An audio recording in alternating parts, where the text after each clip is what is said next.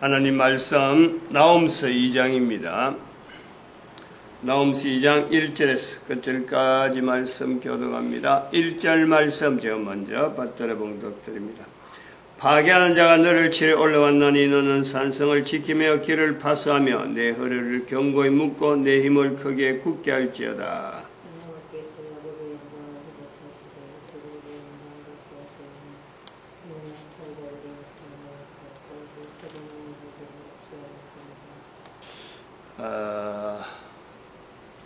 나홈서의 2장에 있는 너를 파괴하는 자가 너를 치러 올라왔다. 파괴하는 자가 이미 있는 거고, 이것이 또한 너의 파견자의 목소리 형태로 표현되고 있는 겁니다. 파괴하는 자가 우리 개인에게 그런 겁니다.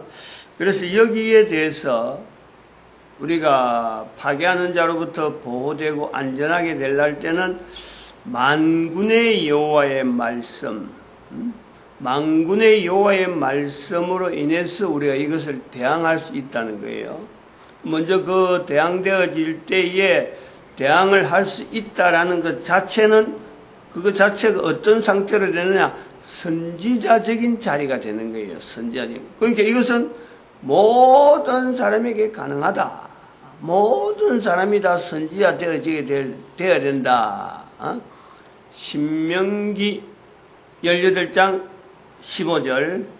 나와 같은 선지자, 모세가 말한 거예요. 나와 같은 선지자 너희 중에 나온다. 18장 18절에 너와 같은 선지자, 모세를 향해서 너와 같은 선지자 또한 일으킨다. 하나님의 말씀에 있는 거예요. 그런 선지자의 계열에서의 내 개인, 사도 바울도 나와 같이 되길 바란다. 나와 같이 되길 바란다.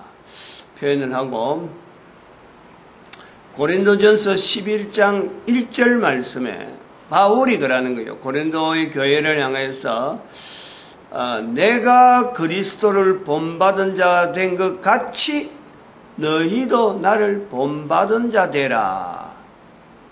다 가능성을 두고 하는 거예요. 고린도 교회를 향하는 거예요. 제수로서, 사도 바울이 제수로서 성령복음 26장 29절에 내가 묵힌 것 외에는 다 나와 같이 되기를. 묵혀있는 사람이 심판하는 사람들에게 나와 같이 되기를 바란다 라는 거예요. 이걸 우리가 성경 전체에서요, 어떤 상태를 되기를 바라느냐? 모든 사람이 다 선지자 되기를 바라는 것이 하나님의 뜻이에요. 모든 사람이 진리를 아는데 이르기를 바라는 거예요. 디모데전서 2장 4절. 모든 사람이 진리를 아는데 이르기를 바라며 모든 사람이 구원을 얻기를 바라는 것이 하나님의 섭리입니다. 인간과 하나님과 관계예요. 창조주와 피조물의 관계예요. 피조물의 한계란 말이에요. 하나님 앞에 궁극적으로 인간이 나아가야 될 자리가 있는 거예요. 거의 피조물로서 인간이 나타내야 될 근본적인 자리라. 그런 내용에서 개인이 지금 현재 한 사람으로서 이 내용을 먼저 이야기하는 사람은 지금 현재 쟤를 이야기할 때 넘보다 독특하다, 넘보다 특별하다, 어떤 그런 게 아니에요. 예를 들면 우리가 어렵다 하는 어떤 어려운 것도요, 그 어려운 일을 행하는 한 사람의 입장에서 보면요, 누구나 할 수 있는 일을 그가 하는 거예요. 다른 사람이 볼 때, 야, 저런 어려운 일을 하는가 하지만은 그 사람의 입장에서 보면은 어쩔 수 없이 하는 거고 하다 보니까 그 일이 된 거예요. 뭐 그렇지 않다 할 사람이지. 예를 들어 삼성의 이건희 회장, 이건희 회장만 할 수 있느냐? 그 환경에 있으니까 이건희 회장이지. 밖에서 뭐 똑같아. 노숙자는 똑같아요. 마찬가지야. 서울대학에 들어가는 사람이 어떤 이건희 회장이 서울대학 나왔나요? 그런데 서울대학에 들어가면 다들 우리 대학 가는 사람들이 서울대학을 지향하는데 들어가는 사람의 입장에서 보면요, 그거 아무나 할 수 있는 거예요. 그러한 일에 몰두하고 집중하면요, 어느 누구든 다 가능하다. 선지자가 마치 그런 거예요. 그래서 천국은 마치 침노하는 자의 것이라는 것처럼 침노하는 사람에게 주어지는 거란 누구든지. 성경이에요. 내가 뭐 딴 데 있는 이야기를 갖고 이야기하는 게 아니라 하나님이 그래 만드셨기 때문에 우리에게 어마어마한 능력이 있는데 그 능력을 어디다 쏟느냐? 파견자의 목소리를 듣지 않기 위해서, 내가 하나님 앞에서의 대적의 자리에 있지 않기 위해서 우리에게는요 어마어마한 능력이 있다니까. 개인에게 그 능력을 무시하는 것 자체가 개인이죠. 한 사람 한 사람이죠. 어제 제가 말씀드린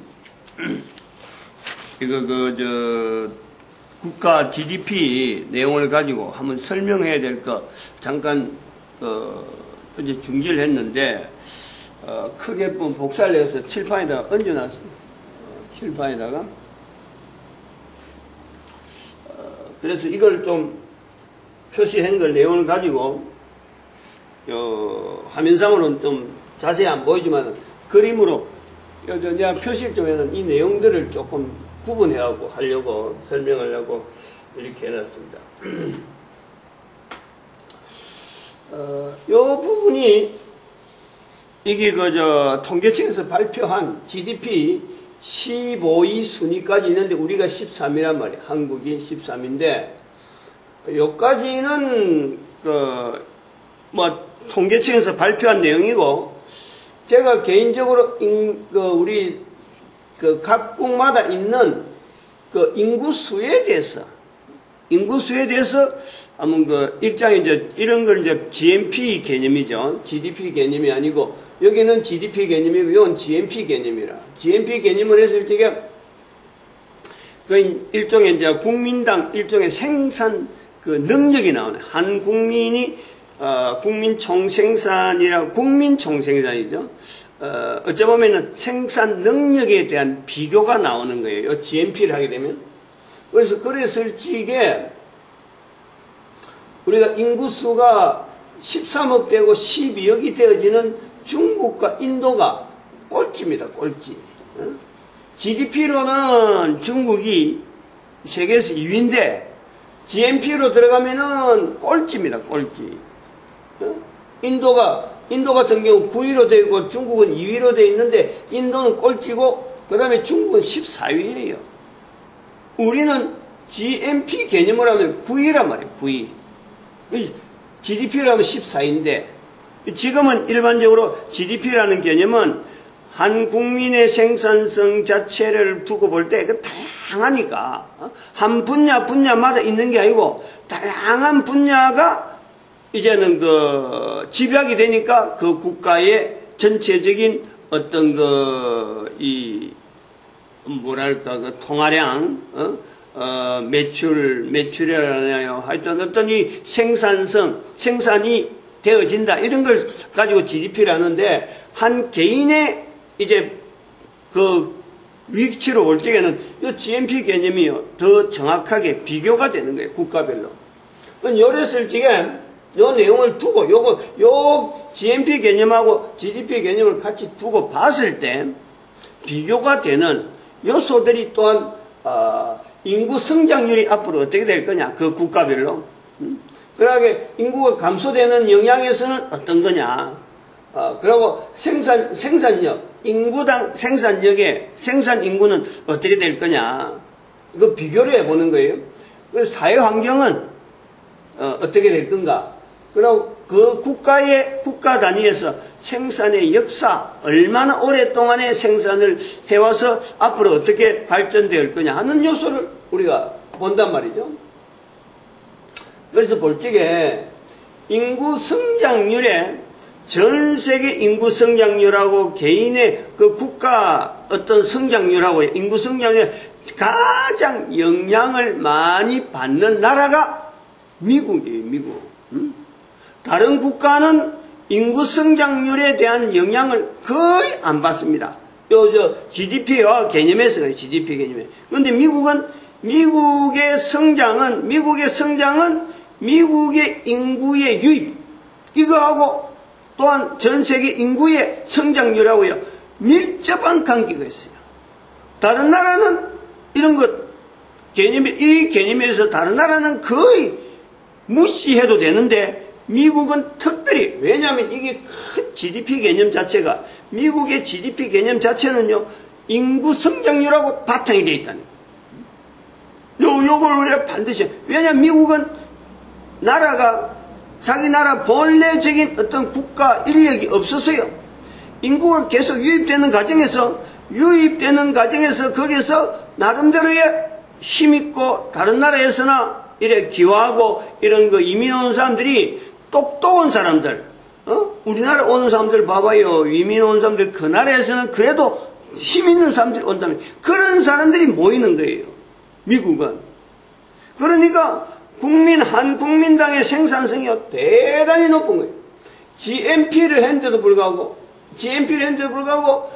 호주 같은 경우 인구가 워낙에 작으니까 1위가 됐지. 그래도 불구하고 GNP가 2위로 될 정도로 어마어마한 GDP를 가지고 있음에도 불구하고 GNP에서 변동이 없는 거예요. 그거는 뭐냐? 인구 증가율하고요, 반드시 연관이 있고, 유입되는 인구가 그냥 보통 예산이 아무나 가는 게 아니잖아. 우리도 미국 가는 사람들이 그냥 아니면 우리나라에서 저 밑에 있어 하위에 계층에 있는 사람들이 미국 가는 게 아니라 상위에 있는 사람들이 미국 가는 거야. 그런 사람들이 모이는 나라가 되니까, 나중에서 나오지만은, 생산 인구는 최대죠, 최대. 전 세계에서 따라올 그 인프라가, 그런 것도 인프라라, 사회 인적인 인프라인데, 그런 거 구성된 게 미국처럼 탄탄한 나라가 없어요. 이제 그런 부분에서 미국의 또 한편으로는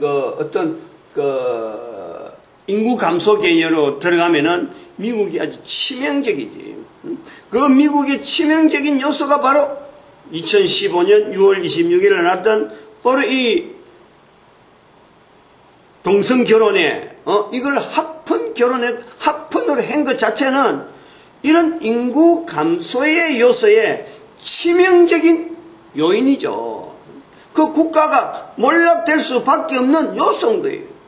그 개념을, 그 내용을 두고 제가, 미국의 몰락이라는 표현을 내가 쓴 거예요. 이 인구 증가율하고 인구 성장률하고 미국의 어떤 그 GDP 어떤 개념하고 연결이 안 됐으면 내가 그 말 아는 거지. 이거는 이제 미국은 이제 끝났다라고 말할 수 있는 요소가 바로 이런 부분이 있다. 우리가 또 봐야 될 부분이 뭐냐니까,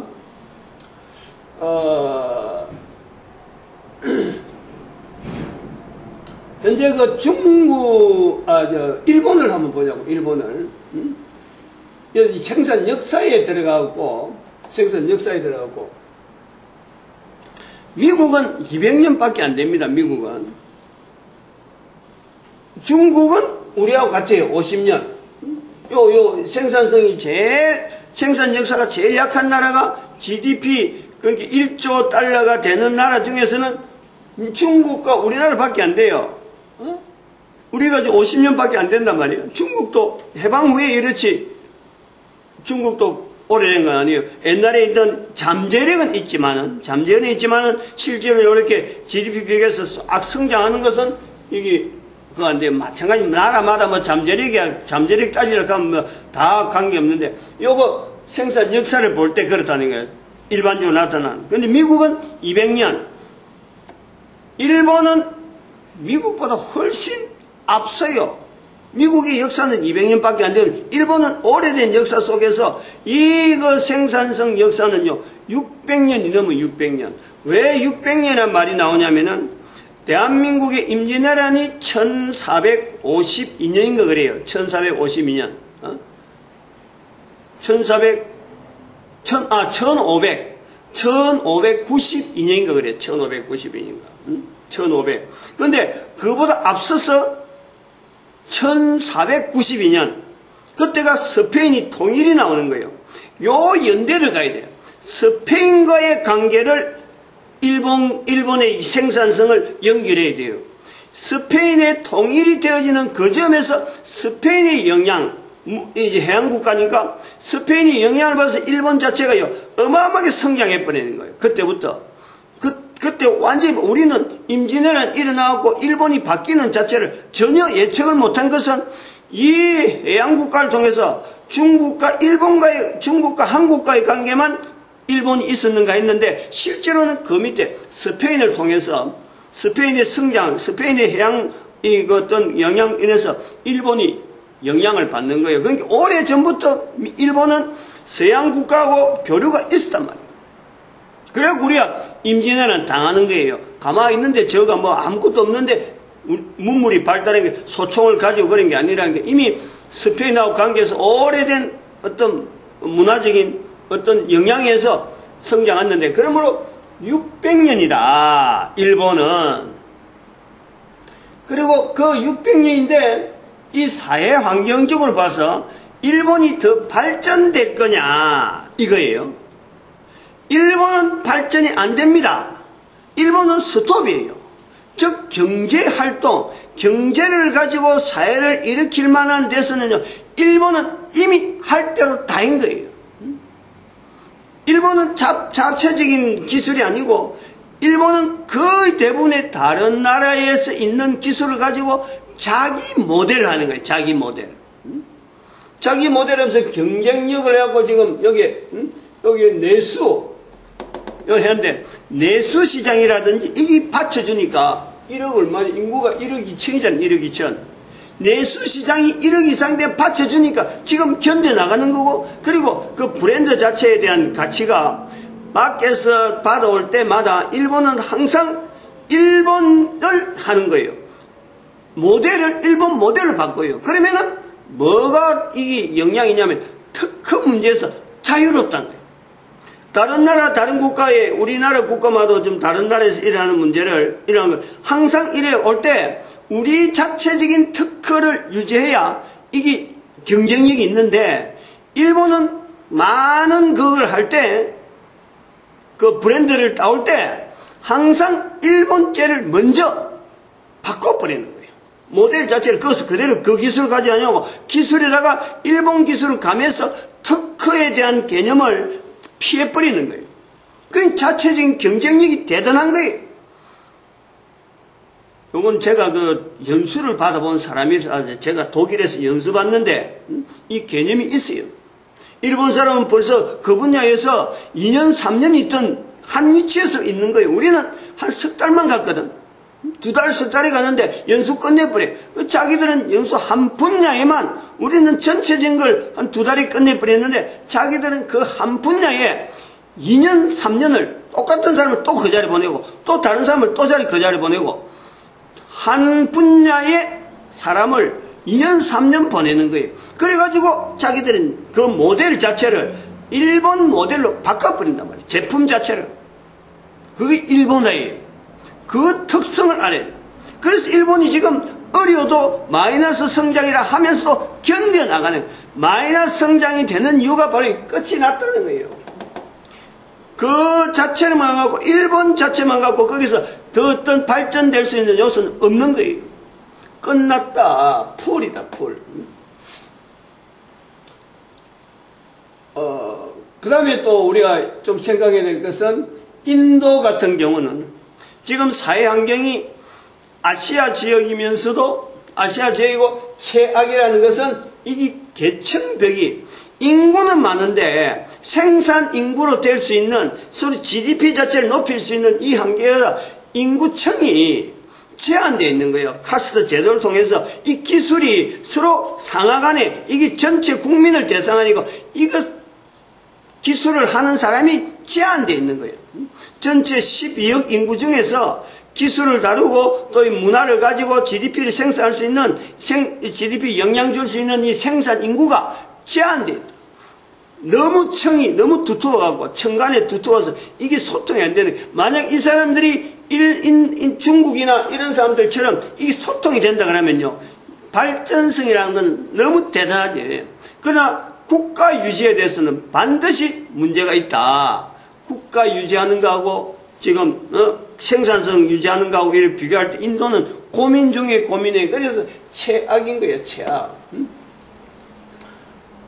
러시아 쪽이나 이쪽에는 기후가 추워가지고 이것도 한계가 있는 거예요. 기후가 일반적으로 이렇게 우리나라처럼 참 계절적으로 여러 가지 안정된 사시사철이 이렇게 적당하게 움직이는 이런 데서 생산하기가 굉장히 좋은 거예요. 생산성이 좋을. 근데 그에 비하면은 러시아는 역사가 오래됐고 인구수가 많아서 그렇지 지금 여기 1조 달러 이상 되어지는 GDP에 들어갔지만은 약하단 말이에요. 그리고 이태리 같은 경우는 이 관광산업이 높아요. 이태리, 프랑스 이런 관광산업도 전부 다 내수가 일종 내수 시장으로 보는 건데 현재적으로 볼 때 제조업 쪽이 제조업을 해야 이게 탄탄해지거든요. GDP 자체가 안정적이 되거든요. 그래서 국가마다 제조업을 굉장히 강조하는데 여기에 대해서 가장 뒤처진 나라가 이태리. 그 나라 사람들은 게으르다는 말을 들을 정도로 이렇게 GDP라든지 참 다른 사람하고 경쟁해서 우리가 좀 나아지자라고 할 요소에서 그래 안 해도 얼마든지 먹고 사는 것이 바로 뒷받쳐 주는 것이 이 관광산업이란 말이에요. 이 관광산업 중에서 호주 같은 경우도 요소가요. 이 적은 분야가 아닙니다. 관광. 그쪽에서 오는 생산성 자체가 요소를 보면 관광산업 요소가 굉장히 많아요. 분야가 크다 이게. 그런 걸 전체로 볼 때 미국은 어쨌든 간에 당분간은 계속 가는데 인구가 떨어지는 것처럼 인구 떨어지면서 미국은 몰락의 길을 이제 그때부터 그래프를 보여주는데 그러면 요 요소에 15명 되어진 15순위가 있는 이 요소에 가장 발전적인 요소를 가진 나라가 어디냐? 이걸 그래서 요 생산 역사가 필요한 거예요.